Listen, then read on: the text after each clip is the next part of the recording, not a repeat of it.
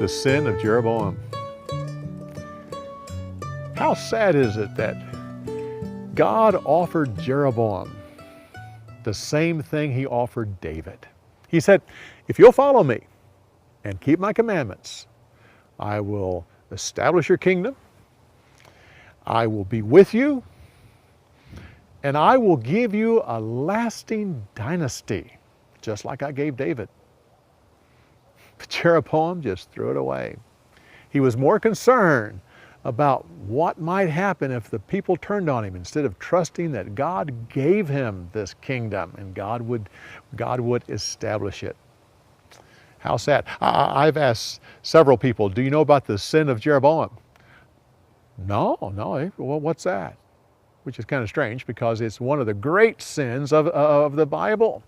We know about David and Bathsheba and numbering the people and Jonah running from God and many of the others, but the sin of Jeroboam was mentioned over and over again in the Old Testament. It was one of the great sins because that caused Israel, the northern 10 tribes, to never have a good king because none of them got rid of Jeroboam's idols. He used a calf because that was common. The Canaanites had idols that looked like a calf. Egypt had one. People say, well, don't they remember that Aaron made a calf? And how did that turn out? Well, just like today, I'm sure people in that day did not know the stories of God. You need to know the stories of God, or else you may have to relive them. Well, Jeroboam put the calves in 2 locations.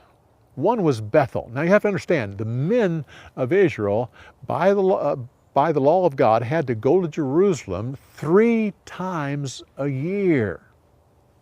So Bethel was 10 miles north of Jerusalem. So as the men were going to Jerusalem, it was convenient that it was right there and it was save them 10 miles to walk, 20 miles round trip.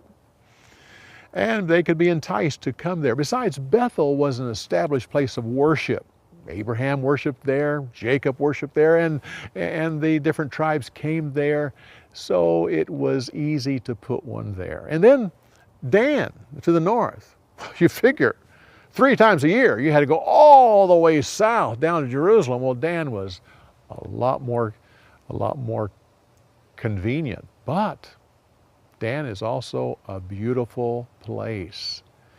It was, they set up idol worship there, and years later the Greeks, after Israel was gone, the Greeks came and they put the idol Pan there. The god Pan was put there in that beautiful location. Interesting enough, when Jesus took his disciples to that very location, that center of idolatry. And that's where he was declared to be the Son of God. Just like Elijah took the people to Mount Carmel, the very center of Baal worship, there to confront Baal. So Christ confronted idolatry right there and declared that he was the Son of God. Well, the prophecy, Josiah came 340 years after this and fulfilled all the prophecies that this young man of God gave.